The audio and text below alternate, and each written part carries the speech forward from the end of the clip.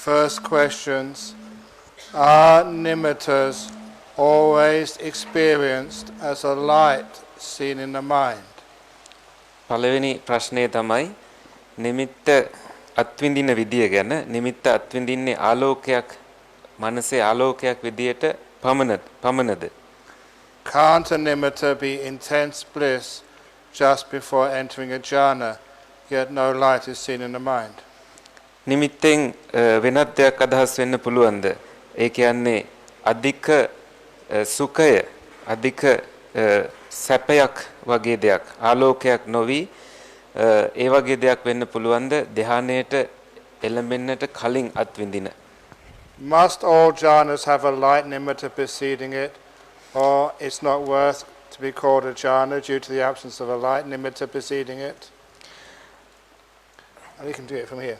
Doesn't the word nimitta just mean a sign, which may be either a sign seen as a light or experienced merely as bliss, no light before a jhana? Makes it easy. සියලුම ධානවලට කලින් ආලෝකය කියන නිමිත්ත තියෙන්න ඕනේද? එහෙම නැත්නම් එයට ධානයක් කියලා කියන්න බැරිද කියලා අහනවා. ආලෝකය නැත්නම් ඒ ධානයට කලින් නිමිත්ත ඇති වෙන්න බැරිද කියලා අහනවා. නිමිත්ත කියන එකේ අදහස සාමාන්‍ය අදහස සලකුණ කියන එක නේද කියලා අහනවා. ඒ සලකුණ කියන එකෙන් අදහස් කරන දේ එක්කෝ ආලෝකයක් විදියට හෝ සුඛයක් විදියට හෝ එහෙම නැත්නම් ආලෝකයේ නැති දෙයක් විදියට ධානයට පෙර අත්විඳිනවද කියලා අහනවා.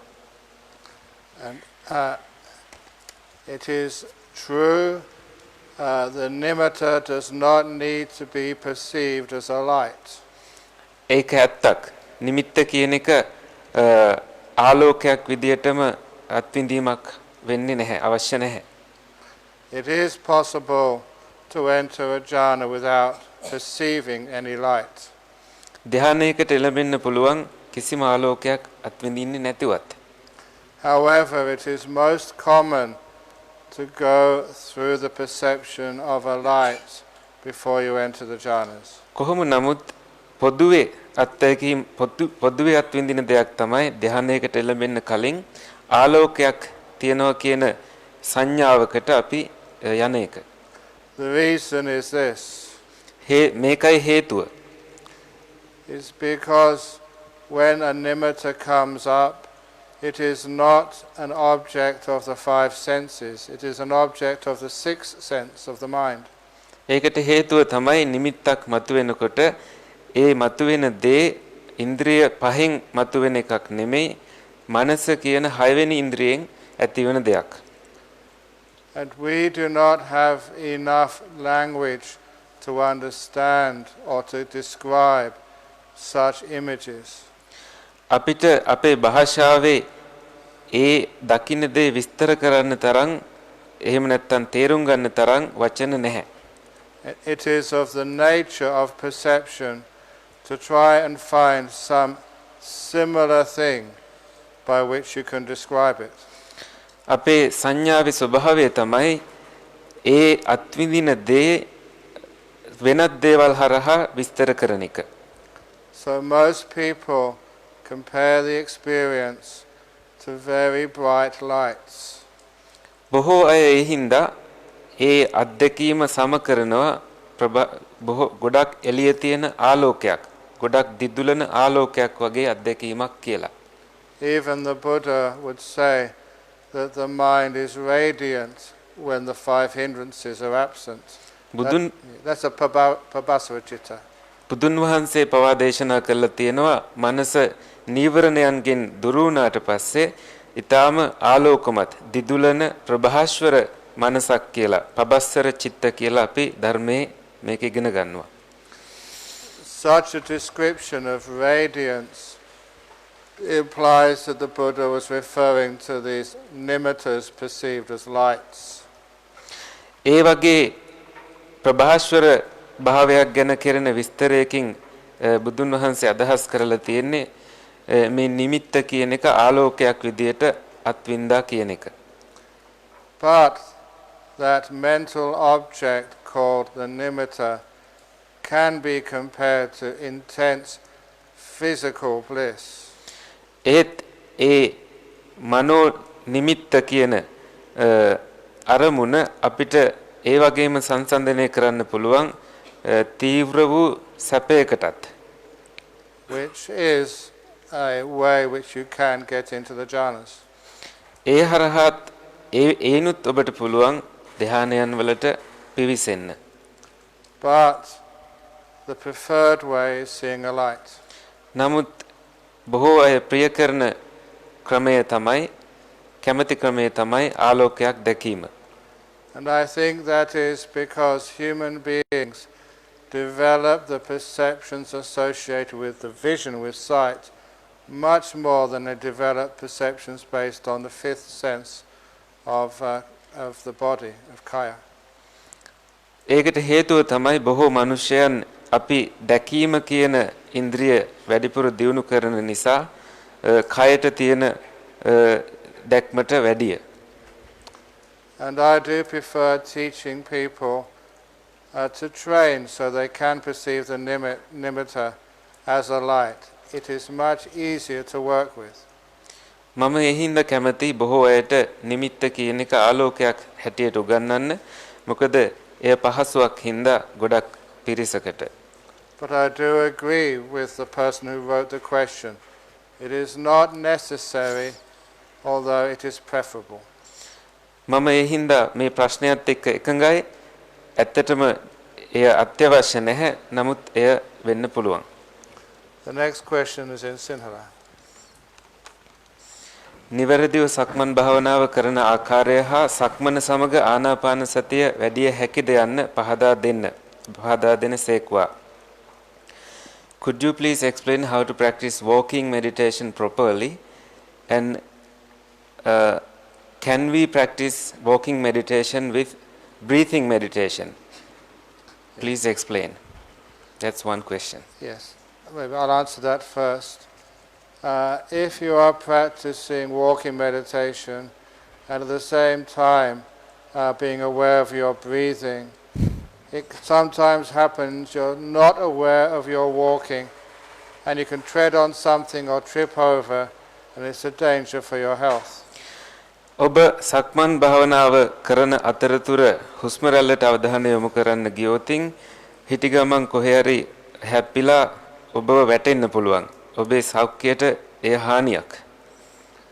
And some people try to coordinate the breath with the walking by doing such things as left foot moving, breathing in, right foot moving, breathing out.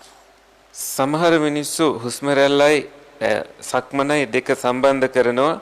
ඒක හරියට වම් පාදයේ තබනකොට හුස්ම ගැනීමත් දකුණු පාදයේ තබනකොට හුස්ම හෙලීමත් විදියට.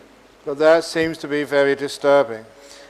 ඒ වුණාට බාධාකාරී බව තමයි පේන්නේ. So it seems to be much more preferable for you to be putting your mindfulness on the movement of your feet, not on the breath during walking meditation. ඒ හින්දා මට හිතෙන්නේ හොඳම දේ තමයි සක්මන් භාවනාව කරද්දී ඔබේ පාදයේ චලනය වෙන එකට අවධානය යොමු කරන එක හුස්ම රැල්ලටත් වඩා. So with walking meditation, as I practice it and as I was taught it, first of all I choose a comfortable path. සක්මන් භාවනාවේදී මම පුහුණු වෙන විදියටත් මට උගන්වපු විදියටත් මම ඉස්සෙල්ලාම කරන්නේ සක්මන කරන සක්මන් මළුවක් සකසා ගන්න එක, තෝරා ගන්න එක. So I do not have too much to worry about stepping in the wrong place or tripping over. ඒ හින්දා මට ඒ තරම් කනගාටු දුක් වෙන්න දෙයක් නැහැ. වැරදි වලක වැටේවිද එහෙම නැත්නම් කොහේරි පැටලෙවිද කියලා. මොකද මං සක්මන් මළුව හොඳට තෝරගෙන තියෙන නිසා. And I try to keep my focus of attention with my eyes open on just maybe about 6 foot in front of me. මට පුළුවන් ඇස් විවෘත කරගෙන ඉදිරිය දිහා අඩි 6ක් විතර දුර බලාගෙන අවධානයෙන් සක්මන වඩන්න. I do not close my eyes. මම ඇස් පියාගෙන සක්මන කරන්නේ නැහැ. I do that because it gives a feeling of safety that my eyes can see what I'm going to step on soon. ඒකට හේතුව තමයි මට පුළුවන් මට දැනෙනවා ආරක්ෂිත බවක්. මොකද ඉස්සරහට මම අඩිය තියද්දී ඇස් ඇරිලා තියෙන නිසා මට පේනවා මං අඩිය තියන්නේ කොහෙද කියලා. And if I am walking inside, it means that I don't hit my head on a wall. මම සක්මන් කරන්නේ කොහේ හරි ඇතුළක නම් ඇස් අරගෙන ඉන්න හින්දා මම වැරදිලා ඔළුව කොහේ හරි හප්ප ගන්නෙත් නැහැ. And I usually put my hands in front of me, sometimes behind me, wherever my hands can feel comfortable. සමහර වෙලාවට මම මගේ අත් ඉදිරි පස හෝ පසුපසෙන් තියා ගන්නවා මට පහසුවක් දැනෙන විදියට. Then I start walking, making sure that I am not using walking meditation to work out all of my problems. ඊළඟට මම සක්මන පටන් ගන්නවා වම දැඩිසේ අවධාරණය කර ගන්නවා මගේ තියෙන ඔක්කොම ප්‍රශ්න විසඳන්න නෙමෙයි මම සක්මන් කරන්න කියලා. And I make sure I'm not thinking about the past or about the future, just in the present moment with my walking. ඒ වගේම මම තහවුරු කර ගන්නවා මගේ අතීතය ගැනවත් අනාගතය ගැනවත් හිතන්නේ නැතිව වර්තමානයේ ගැන සිහියෙන් සක්මන කරනවා කියලා. And to help keep in the present moment, I put all of my focus, my attention, onto the movement of my legs. වර්තමානයේ හිත පවත්වා ගැනීමට උපකාරී වෙන්න මම කරන්නේ මගේ පාදයේ චලනයට හොඳින් අවධානය යොමු කරන එක. At the beginning, I just notice left foot moving or right foot moving. මුලින්ම මම හඳුනා ගන්නවා මගේ වම් පාදයේද දකුණු පාදයේද චලනය වෙන්නේ කියලා. It is similar to watching your breathing. You know the breath is going in or going out, just that much. ඒක හරියට හුස්ම රැල්ල දිහා බලනවා වගේ. ඒ කියන්නේ හුස්ම ඇතුළට යනවද පහළට හෙලනවද කියන ගැන. And I walk at a natural pace, just like when I watch my breath, I breathe at a natural pace. මම ඇවිදින්නෙත් ස්වාභාවික පියවර වලින්. ඒක හරියට ස්වාභාවිකවම හුස්ම ගන්නවා වගේ. I do not make the walking slow nor fast, just natural. මම සක්මන හෙමින් කරන්නෙත් නැහැ, වේගෙන් කරන්නෙත් නැහැ. මම වෙනදා විදින විදියට ඇවිදිනවා. And as my mindfulness increases, I can feel more of one step. මගේ සිහිය දියුණු වෙන්න මට එක පියවරකින් බොහෝ දේවල් වැටහෙන්න ගන්නවා. Instead of just being mindful of left foot moving, right foot moving, my mindfulness increases so I can see the very beginning of the left step and seeing all the many movements until the left step is complete. මගේ සිහිය දියුණු වෙන්න වම් පාදයේද දකුණු පාදයේද කියලා බලනවා වෙනුවට යම් පාදයක්ද එසවෙන්නේ එහි තියෙන සියලුම චලනයන් මට වැටහෙන්න ගන්නවා. And I can see from the very beginning of a right step, I notice which part of my foot leaves the ground first, which part of my right foot leaves the ground last. සිහිය තව දියුණු වෙන්න ආරම්භයේදීම මට වැටහෙන්න ගන්නවා මගේ පාදයේ කොයි කොටසද ඉස්සෙල්ලා පොළවෙන් ගිලිහෙන්නේ කොයි කොටසද පොළවෙන් මිදිලා පොළව ස්පර්ශ කරන්නේ කියලාත්. So my mindfulness increases to see more of each step. මගේ සිහිය තව දියුණු වෙනවා ඒ පියවරවල වඩාත් අත්විඳීම් විඳින්න. And it is quite common because one's mindfulness is increasing and is more to be aware of, that you tend to walk more slowly. පොදුවේම සිද්ධ වෙන දෙයක් තමයි ඔබේ සිහිය දියුණු වෙන නිසා ඔබ තවත් ස්ථාවර වෙන නිසා ඔබේ සක්මන ටිකක් හෙමින් සක්මනක් කෙරෙන සක්මනක් බවට පත් වෙනවා. සක්මන් වේගය අඩු වෙනවා. one doesn't intentionally decide to walk slowly. It is just usual what happens. ඔබ හිතාමතාම හෙමින් සක්මන් කිරීමට පටන් ගන්නේ නැහැ. ස්වාභාවිකවම ඔබේ සක්මන හෙමින් වැඩෙන්න හෙමින් ඔබේ පියවර තැබීම කෙරෙනවා. And because the mindfulness is increasing and you're becoming more calm, it is very usual that you start to have piti sukha, happiness and joy with the walking meditation. ඔබ බොහෝ සාමකාමී බවට සංසුම් බවට පත්වෙන නිසා ඉබේම වගේ ප්‍රීති සුඛය ඔබට දැනෙන්නත් ගන්නවා. You start to notice you are enjoying this meditation. ඔබ ඊළඟට ඉබේම වගේ වටහා ගන්නවා මේ භාවනාව ඔබ විනෝද භාවනාව තුල විනෝද වෙමින් ඉන්නවා කියලා. The arising of piti sukha with the walking meditation is very important. සක්මනේදී ප්‍රීති සුඛය උපදවාගෙන ඉපදවීම හරිම වැදගත්. It means you can walk so peacefully, so happily for quite a long time. එයින් අදහස් වෙන්නේ ඔබට ඊටාම සාමකාමීව සතුටින් බොහෝ වෙලාවක් සක්මනේ යෙදෙන්න පුළුවන් කියන එකයි. And once you have finished your walking meditation, then find this place or a place where you can sit down as soon as possible, because then you can take the peace and the piti sukha which you have generated in walking meditation and transfer it to the sitting meditation. ඔබ සක්මන හොඳට කෙරුණට පස්සේ ඉවර වෙච්ච ගමන්ම ඔබ ඉඳ ගන්න තැනක් හොයාගෙන ඒ තැන ඉඳගෙන භාවනාව පටන් ගන්න. ඒ සංසුම් භාවයත් ප්‍රීති සුඛයත් එක්කම එතකොට ඔබට පුළුවන් ඔබ සක්මනේදී වඩපු ප්‍රීති සුඛයත් සාමයත් සතුටත් හිඳගෙන කරන භාවනාවට හරවන්න.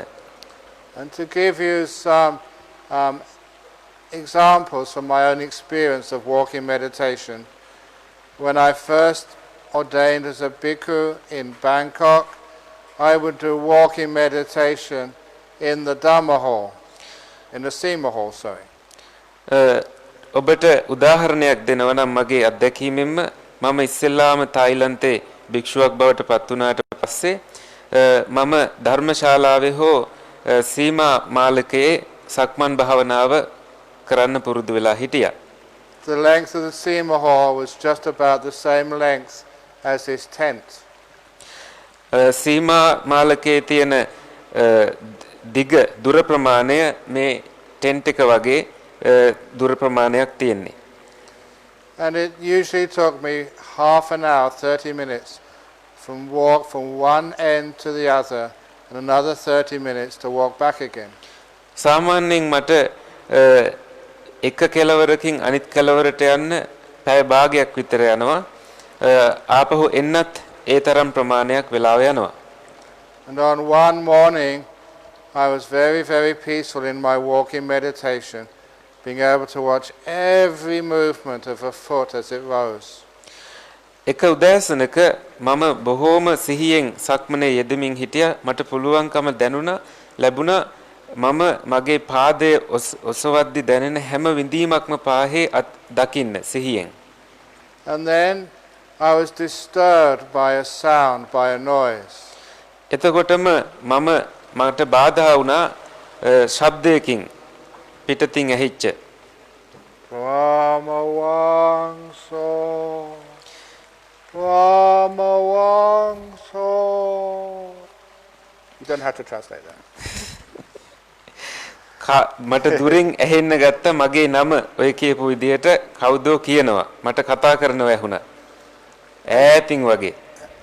And it was like you were listening to a sound a long distance away. ඒක හරියට ගොඩාක් ඈතින් කවුරු හරි නම කතා කරනවා මොකක් හරි ශබ්දයකට ඔබ ගොඩාක් ඈතින් ඇහෙන එකකට අහන් ඉන්නවා වගේ. So I just continued my walking. මම ඒත් මගේ සක්මන දිගටම කරගෙන ගියා. And I heard it even louder. Brahmavamso. එතකොට මට තවත් වැඩිපුර අර ශබ්දය ආයෙත් ටිකක් වැඩිපුර ඇහෙන්න ගත්තා. And so I took my awareness away from the walking, and I realized there was a monk standing next to me, shouting in my ear. ඊළඟට මම මගේ අවධානය යොමු කරා සක්මණෙන් මගේ ළඟ කවුරුවත් ඉන්නවද කියලා බලන්න. බැලුවහම මගේ ළඟින්ම හාමුදුරු නමක් මට කතා කරනවා මම දැක්කා.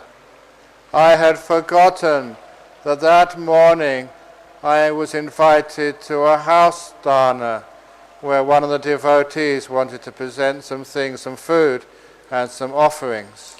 මට අමතක වෙලා එදා උදේ අපිට ආරාධනාවක් ලැබිලා තිබුණා කියලා ළඟ ගෙදරකින් දානය පූජා කරන්න. Because I was late, the abbot had sent one of the monks to come and get me. මම පරක් වෙලා හිටිය හින්දා ගුරු හාමුදුරුවෝ ආරාමාධිපති හාමුදුරුවෝ තවත් භික්ෂුවකට කියලා තිබ්බා මම කොහෙද ඉන්නේ කියලා හොයන් එන්න කියලා. But when he tried to call me, it was like he was too far away. I could pay no attention.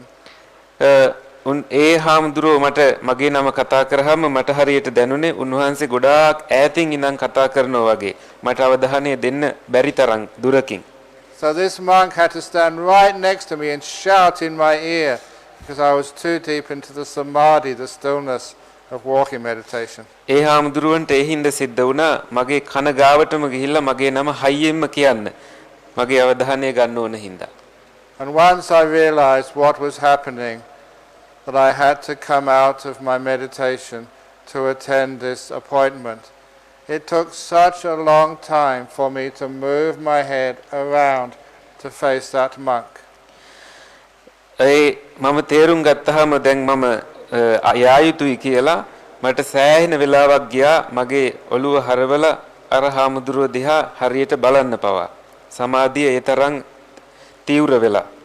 Because my mindfulness was so strong. Every time you moved your head a tiny bit, there was so many sensations, so much to watch in just moving your head just a small amount. It took about 10 minutes before I could turn it all the way around.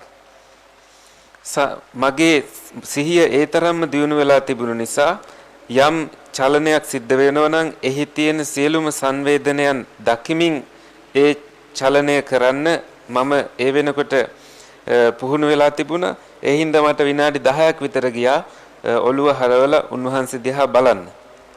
So that's an example of how still and peaceful you can get in walking meditation.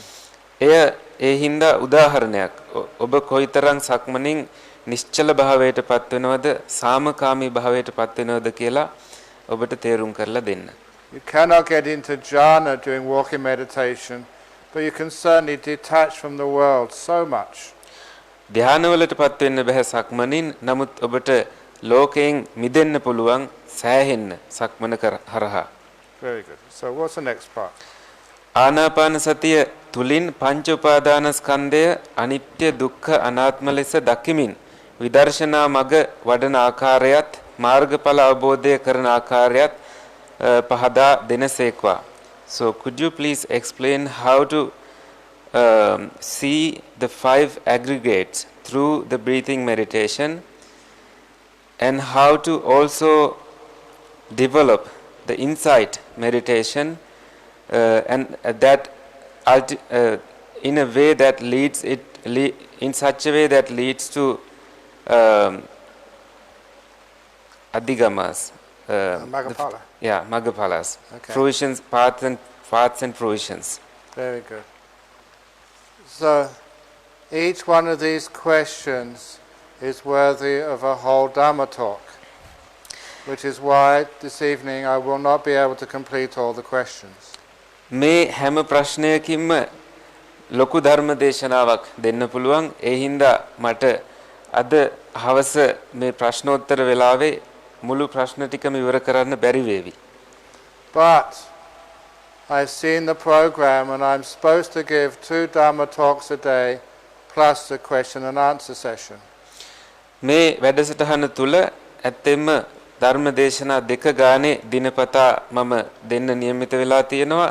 ඒකට අමතරව තවත් ප්‍රශ්නෝත්තර අවස්ථාවකුත් තියෙනවා. ඒ හින්දා මට තවත් කාලය ලැබේවි මේවා විස්තර කරන්න. If the questions are so important, I might change that to one Dhamma desana and 2 question and answer sessions. ප්‍රශ්නය වැදගත්ම නම් මම එය ධර්ම දේශනාවක් බවට පත් කරගෙන පිළිතුරු දෙන්නම්. ප්‍රශ්න දෙකක් තියෙනවා නම් එය දෙකට බෙදලා මම පිළිතුරු දෙන්නම්. So your questions will be answered, but in great detail. ඔබේ ප්‍රශ්නයට පිළිතුරක් ලැබේවි වඩා විස්තර සහිතව ඉදිරියේදී. So the anapanasati is one of the best ways to attain the jhanas. ආනාපාන සතියෙන් පුළුවන් ආනාපාන සතිය කියන්නේ හොඳම මාර්ගයක් ධ්‍යාන වඩන්නට. So why are the jhanas necessary for Maggaphala? ඇයි ධ්‍යාන අත්‍යවශ්‍ය මාර්ගඵල වලට? Especially in understanding the panch upadana khandhas. විශේෂයෙන්ම පංච උපාදාන ස්කන්ධ තේරුම් ගන්නට. So I'm going to focus on just one of those panch upadana khandhas, which is the sankhara. මම දැන් අරමුණු කරන්න යන්නේ පංච උපාදාන ස්කන්ධ වලින් එකක් ගැන. ඒ එක තමයි සංස්කාර ගැන. In particular, that most important part of sankhara called the cetana or the will. සංස්කාරවල වඩාත්ම වැදගත් කොටසක් තමයි චේතනා කියන එක, කැමැත්ත කියන එක. How can you get insight into the will? කොහොමද අපි චේතනාව සම්බන්ධයෙන් විදර්ශනාව ඇති කරගන්නේ? And it's such a difficult thing to explain that I use a simile. එය ගොඩක් අමාරු එකක් විස්තර කරන්න. නමුත් මම උපමාවක් භාවිත කරනවා. It is the simile of the tadpole and the frog. මම භාවිත කරන්නේ ඉස්ගෙඩියා සහ ගෙම්බා කියන උපමාව. A tadpole is born in the water. ඉස්ගෙඩියා වතුරෙමයි උපදින්නේ. How can a tadpole understand what water is? කොහොමද ඉස්ගෙඩියා වතුර කියන එක තේරුම් ගන්නේ? No more than a fish can understand what water is. මාළුවෙක්ට වඩා කිසි කෙනෙක්ට වතුර ගැන අවධානය තේරුම් ගන්නට බෑ. මාළුව තේරුම් ගන්න ප්‍රමාණය තමයි ඉස්ගෙඩියටත් තේරෙන්නේ. Because water is always there for the fish. මොකද මාළුවට වතුර තමයි කොයි වෙලේත් තියෙන එකම දේ. The difference between a tadpole and a fish is that one day the tadpole grows into a frog. මාළුවත් ඉස්ගෙඩියත් අතර වෙනස තමයි යම් දවසක ඉස්ගෙඩියා ගෙම්බෙක් බවට පත් වෙනවා කකුල් එහෙම ඇවිල්ලා. And one day the frog jumps out of the lake for the very first time. යම් දවසක ගෙම්බා වතුරෙන් ගොඩබිමට පනිනවා පළවෙනිම වතාවට. And that is a very strange experience for the frog. ගෙම්බට ඒක පුදුම අමුතුම අත්දැකීමක්. It is like nothing it has ever experienced. ඒක හරියට ගෙම්බ කවදාවත් අත්විඳපු නැති අත්දැකීමක් වගේ. There is something which has always been there, which it has never noticed before and is now missing. පොළව කියලා කියන්නේ කොයි වෙලේ තිබිච්ච දෙයක්. නමුත් ගෙම්බගේ අවධානයට එය මේ වෙනකන් පත් උනේ නැහැ. දැන් ගෙම්බට එය වැටහෙන්න ගන්නවා. The thing which is missing is water. දැන් පොළවට ගියහම එකක් අඩුයි, ඒ තමයි වතුර. Because the frog is now sitting on dry land. හේතුව ගෙම්බා දැන් වියලි පොළවේ තමයි ඉන්නේ. Only now can the frog understand what water is. දැන් තමයි ඇත්තටම ගෙම්බ වතුරේ තියෙන වෙනස තේරෙන්නේ. That stuff was no longer there. That was water. වතුර කියලා තිබිච්ච දේ තවදුරටත් ගෙම්බට අත්විඳින්න ලැබෙන්නේ නැහැ. ගොඩබිම තුල ඉන්නකොට. Only when things which are always there vanish can we understand what they are. නිතරම අපි දකින්න දෙයක් අතුරුදහන් වුණාට පස්සේ තමයි එහි සැබෑව අපිට වැටහෙන්න ගන්නෙ. In the second jhana, it is so clear that the thing which is missing is your will. දෙවනි ධ්‍යානයේදී පැහැදිලි වන දෙයක් තමයි කොයි වෙලේ තියෙන දෙයක්. ඒ කියන්නේ ඔබේ චේතනා අතුරුදහන් වීම. That is the reason why in the second jhana it is the piti sukha which is made of samadhi, of stillness. Nothing can move it. ඒ හින්දායි දෙවනි ධ්‍යානයේදී ප්‍රීති සුඛය කියන එක ධ්‍යානයෙන් මතුවෙන ප්‍රීති සුඛය එහි මෙහි කරන්න බැරි තරම් ස්ථාවරව මතුවෙන්නේ. That is one of the key experiences of a second jhana. දෙවනි ධ්‍යානයේ වැදගත්ම අංගයක් තමයි මේ අත්දැකීම. For the first time in your memory that something is missing which has always been there, that is the will.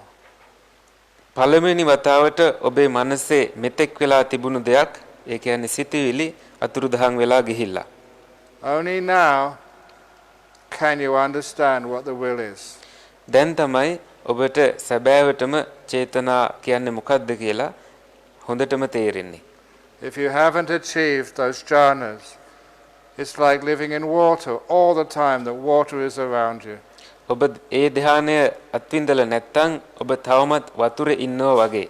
කොයි වෙලෙත් ඔබ දකින්නේ සිතුවිලිම පමණයි. You cannot understand it. ඔබට ඒ තේරුම් ගන්න බෑ. You may have all your theories about the will, about Chaitanya, all that you've ever learned about that, but you've never really understood it.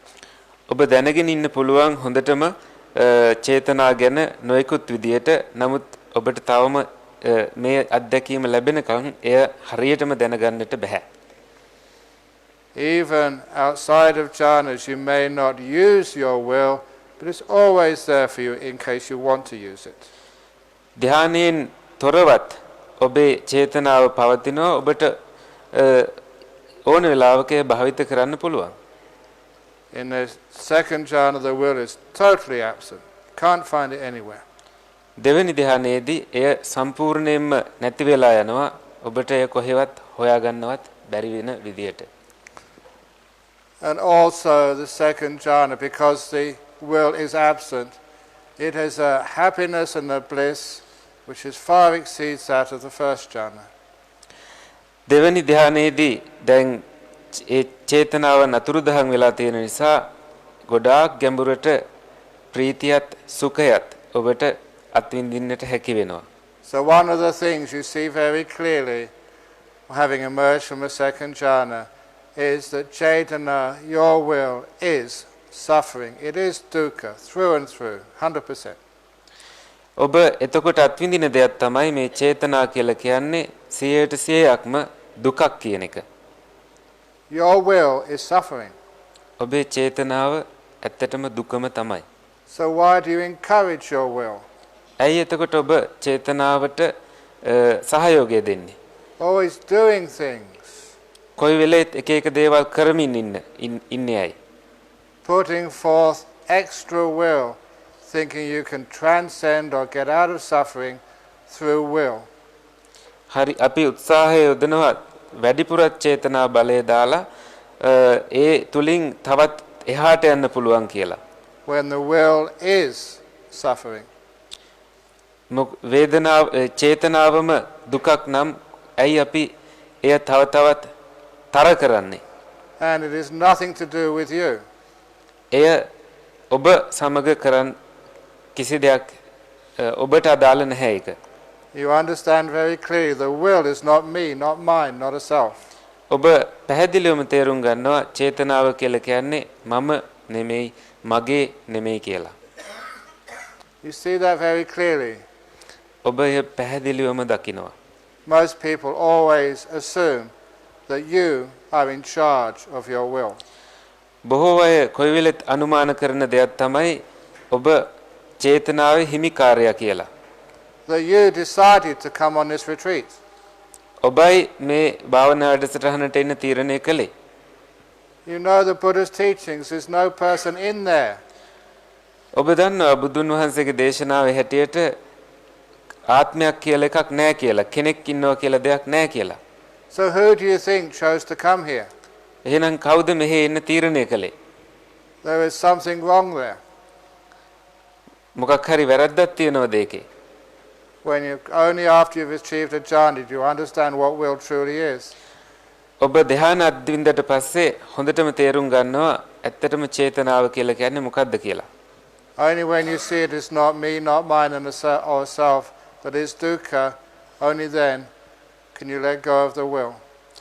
ඔබ that හරියටම චේතනාව කියලා එක මම නෙමෙයි මගේ නෙමෙයි එය දුකක්මයි කියලා එතකොට තමයි ඔබට ඒ ගැන හොඳටම අවබෝධයක් ලැබෙන්නේ. And end rebirth. ඒත් එක්කම නැවත උපත ගැනත් ඔබට අවබෝධයක් ලැබෙනවා. The end of craving. ඒ වගේම තණ්හාවේ කෙලවර දැකීම පිළිබඳවත් අවබෝධයක් ලැබෙනවා. Okay, so that's that question, a long one. What's the next one? This one. That was number 2. I guess we covered both. Okay. Yeah, that's Okay, number please. 2. ගෞරවනීය ස්වාමින් වහන්සේ මා භාවනා කිරීම සඳහා හිඳගත්තත් එය ආරම්භයේ සිට අවසානයේ දක්වා සාර්ථක අවසන් කිරීමට තවම හැකි වී නැහැ. Dear Venerable Sir, although I have sat in meditation, I have never been able to finish it. Although I start meditation, I haven't been able to finish it. භාවනා කමඨහන සිහිපත් කරන නමුත් ඒ අතරතුර වෙනත් දේවල් වලට සිත යොමු වෙනවා. Although I keep my attention on the object of meditation, I get distracted. දනහිස් වේදනාව දැනි එය කිරීමට නොහැකි වෙන අවස්ථාද තිබෙනවා. Sometimes I feel the pain on my knees, and as a result I discontinue my meditation. අප පන්සලේ විහාරයේ තුල භාවනා කරන විටදී විවිධ ශබ්ද ඇසී තිගැස්සෙනවා. At times when I meditate in my vihara, I hear sounds and I get frightened. As අර බැලුව විට කිසිවක් නැහැ. When I open my eyes and look around, I see nothing. එකම අරමුණක සිට භාවනාව දියුණු කර ගැනීමට ඔබ වහන්සේගේ අවවාද ලැබෙයි නම් ගෞරවයෙන් යුතුව ඒවා අනුගමනය කරමි. If I get instructions from you to continue my meditation and develop my meditation by staying on focus on one object, I will happily follow. May the Triple Gem bless you. Very good. Many years ago when I was living in Thailand, I was meditating in the jungle. අවුරුදු ගානකට කලින් මම තායිලන්තේ භාවනා කරද්දී මම කැලේ තමයි භාවනා කළේ. Late into the night. රැබෝ වෙනකොට The jungle can be very peaceful at night time. කැලේ රැට සාමකාමී වෙන්න පුළුවන්. But every so often you hear the sound of jungle animals. විටින් විට ඒත් ඔබට ඇහෙන්න ගන්නවා කැලේ ඉන්න සත්තුන්ගේ ශබ්ද. Most jungle animals would leave you alone. බොහෝ කැලේ සත්තු ඔබට අවධානය නොකර ඉඳීවි. But there were elephants and tigers and bears in Thailand. ඒත් තායිලන්තේ අලි හිටියා, වලස්සු හිටියා, කොටිත් හිටියා. And they could be dangerous. ඒ සත්තු භයානක වෙන්න පුළුවන්. So when I was meditating one evening and I heard a sound of a jungle animal coming close to me, I decided to be very aware not of my breath but of the sound. එක රැයක මම භාවනා කර ඉන්නකොට මට ඇහුණා කැලෑ සතෙක් මගේ දිහාවට එනවා. මම ඊළඟට මගේ අවධානය භාවනාව වෙනුවට ඒ ශබ්දය වෙනුවට යොමු කළා. Just so I could be sure it was not a dangerous animal. එහෙම කරොතින් මට හිතුණා ඒ සතා භයානක සතෙක්ද නැද්ද කියලා දැනගන්න පුළුවන් කියලා. And being very mindful, I listened carefully and decided it was only a small animal. බොහෝම අවධානය යොමු කරාම මට දැනුණා මේ සතා නම් පුංචි සතෙක් කියලා. Nothing to be afraid of. බය වෙන්න දෙයක් නැහැ කියලා. So I went back onto my breathing. ඊළඟ ඒ හින්දා මම මගේ හුස්ම රැල්ලට අවධානය යොමු කරා. Please remember there was no light, it was dark, so I just had to rely on sound to see whether it was dangerous or not. මතකයට ගන්න එතන ආලෝකයක් තිබුණේ නැහැ. තිබුණේ ශබ්දය විතරයි ආරක්ෂාවට ඇහෙන දේට අවධානය යොමු කරලයි ආරක්ෂාව සපයාගන්නේ. A minute or two later, it came closer to me. I could hear its sound more clearly, and I realized it was not a small animal, it was a medium-sized one. විනාඩියක් දෙකක් යනකොට එකපාරට මට වැටහෙන්න ගත්තා ඒ ශබ්දය ඒ සතා මගේ ළඟටම ඇවිල්ලා කියලා. ඒ සතා නම් ටිකක් මධ්‍යම ප්‍රමාණයේ සතෙක් කියලා දැන් මට එන්න තේරෙන්න ගත්තා. The noise it made on the leaves, on the twigs, certainly it was like a medium-sized, not a small one. කොළ මත ඒ සතා අඩිය තියද්දි ඇති කරපු ශබ්දය තුලින්ම මට වැටහුණා මේ සතා පොඩි සතෙක් නම් නෙමෙයි මධ්‍යම ප්‍රමාණයේ සතෙක් කියලා. Still not dangerous. ඒත් මට හිතුණා මේ සතා එච්චර භයානක නෑ කියලා. So I went back to my breathing. ඒ හින්දා මම මගේ හුස්මට අවධානය යොමු කරන්න පටන් ගත්තා. But as it came closer and closer, the sound it was making was such I realized again I was wrong. This was a large jungle animal. ඒ සතා එන්න ලං වුණාම ලං වෙන්න මට තේරුණා මම වැරදි මේ සතා ලොකු සතෙක් කියලා. And it was coming right towards me. ඒ සතා මං ඉන්න තැනටමයි දිගටම කෙලින්ම ආවේ. Because I was sitting very still, it probably couldn't even see me.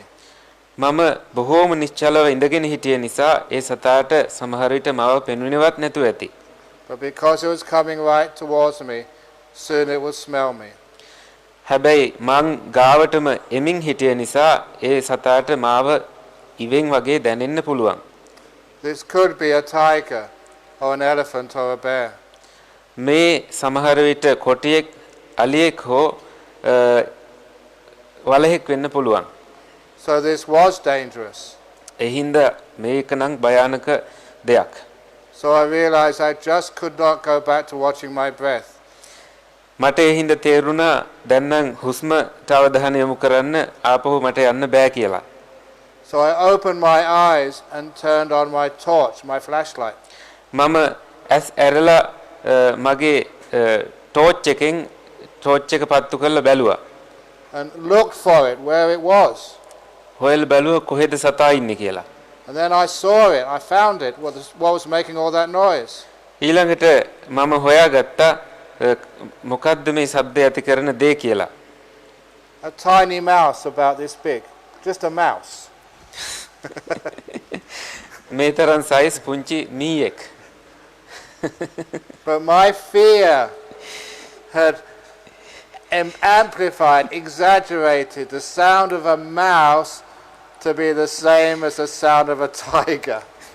මගේ බය කොච්චරද කියනවනම් මීයෙක්ගේ සද්දෙත් මට ඇහිලා තියෙන්නේ කොටියෙක්ගේ වගේ සද්දයක් විදියට ලොකු වෙලා. That's what fear does. ඒ බයේ හැටි බය කරන්නේ ඒක තමයි.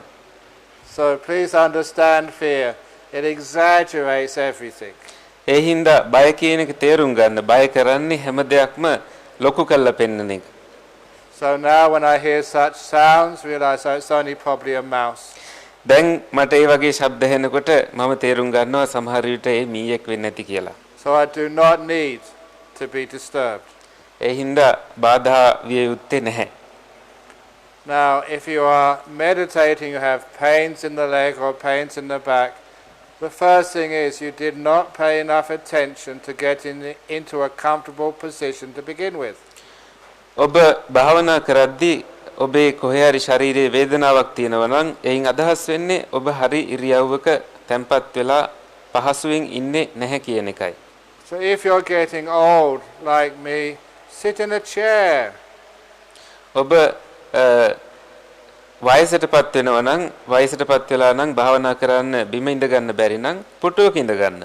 So you don't get so many pains in your leg.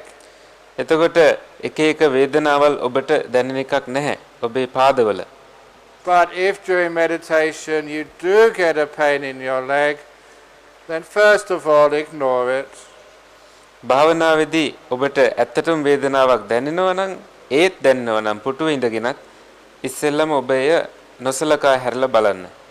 But if it is very strong, then with your eyes closed, very mindfully, move your leg. ඔබේ වේදනාව තවත් තීව්‍ර වෙනවා නම් ඇස් දෙක පියාගෙන සිහිය උපදවාගෙන ඔබ ඉරියව්ව ඒ පාදයේ පොඩ්ඩක් සිහියෙන් වෙනස් කරන්න.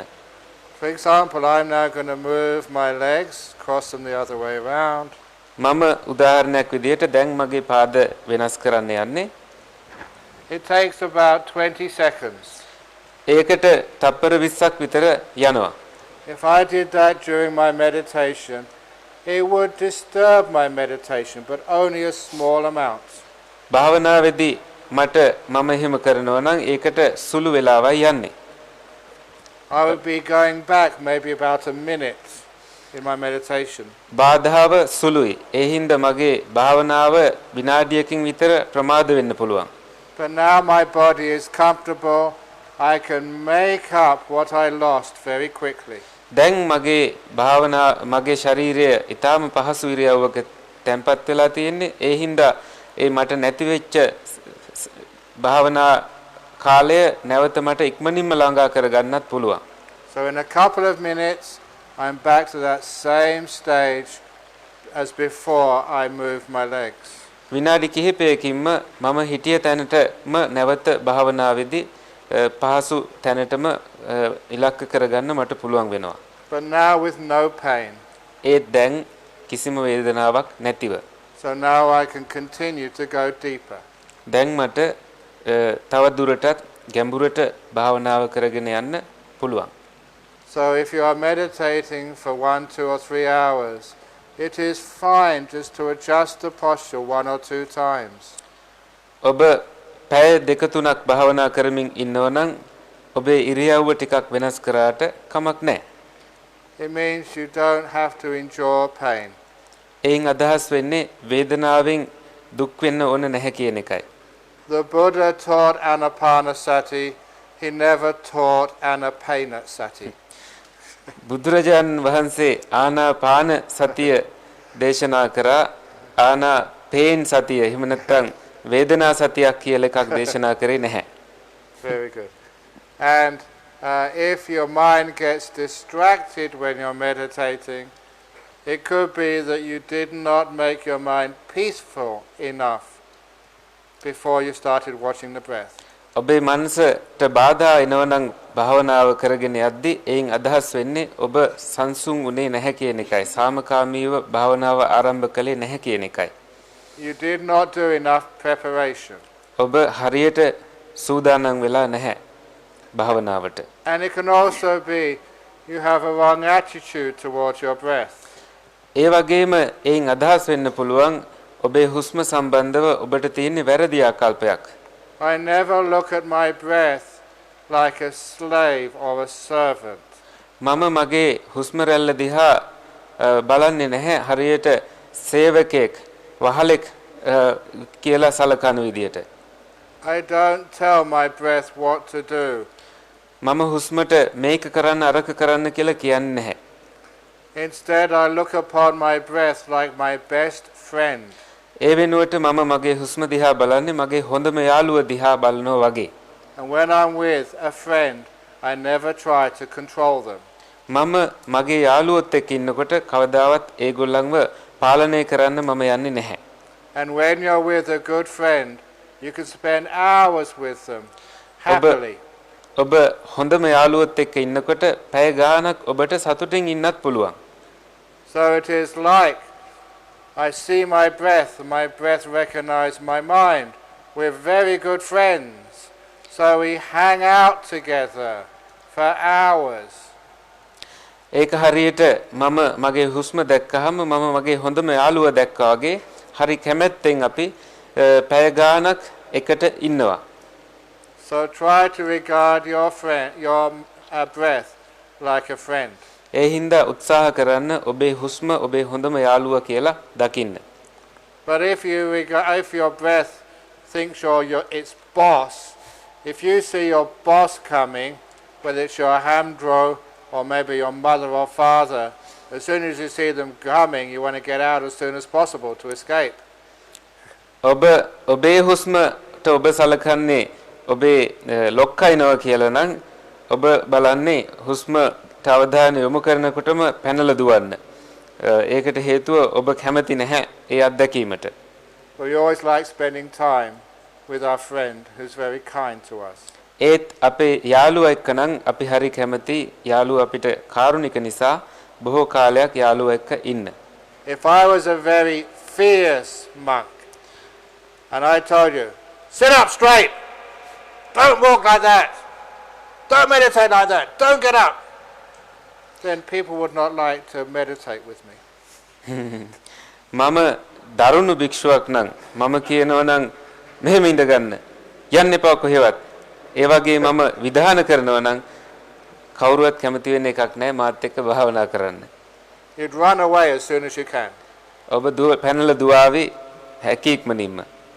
So now you know why your breath disappears.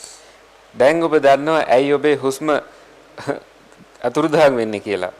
It is scared of you. හුස්ම ඔබ දැක්කාම බය වෙලා. Because you're not kind to it. ඔබ හුස්මට කාරුණික නැති හින්දා. Very good. බොහොම හොඳයි. That's 8:45 now, so that's supposed to be the end of the question time, I believe. Is that correct? Very good. There's many more questions here, but we'll answer them probably tomorrow afternoon. Is that good? 3 o'clock? Because I personally have found in teaching, it's good to give a Dharma talk, but the questions and answers are where we learn the most. අපි 8:45 ඉඳ දැන් ප්‍රශ්න උත්තර අවස්ථාව නවත්තනවා. තව ප්‍රශ්න ඉතුරු වෙලා තියෙන ඒවා හෙට හවස 3ට සමහර මම උත්තර දෙන්නම්. මොකද ධර්ම දේශනාවක් කරනා වගේම බොහෝ වෙලාවට දැනුම සහ අවබෝධය වැඩිපුර ලැබෙන්න පුළුවන් ප්‍රශ්නෝත්තර සාකච්ඡාවේදී. ඒ හින්දායි මම ප්‍රශ්න ටික හවස 3ට උත්තර දෙන්න කියලා හිතුවේ. Is that okay? Very good. Okay. We have to make a little announcement. Yes, please do. So there is a small amount to make announcement to make. If any monk need a hat or socks, there are some papers outside. Please write your name and the cottage number. Someone will arrange it for you. යම්කිසි භික්ෂුන් වහන්සේ නමකට හිස් වැසුමක් හෝ මේස් අවශ්‍ය නම් එළියේ කොළ වගේක් තියලා තියෙනවා නම ලියන්න ඒ කොළේ එතකොට සංවිධායක මණ්ඩලය ඔබට එය ලැබෙන්න සලස්වාවි. Very good. I don't need any socks. උන්වහන්සේට සපත් මේස් අවශ්‍ය නැතිලු. You are in heaven. Yes. Now up here it says made in England. You are made in Sri Lanka. Right. I don't need socks. මගේ ඇඟේම ලියලා තියෙනවා එංගලන්තේ නිෂ්පාදනයක් කියලා. Yeah. මම ලංකාවේ නිෂ්පාදනයක්. ඉතින් එංගලන්තේ සීතලට මං හුරු වෙලා ඉන්නේ. So I know made in China, no need socks. මේ වික්ෂුණීන් වහන්සේ චීන නිෂ්පාදනයක්. ඒ හින්දාත් මේස අවශ්‍ය නැහැ. Okay, very good.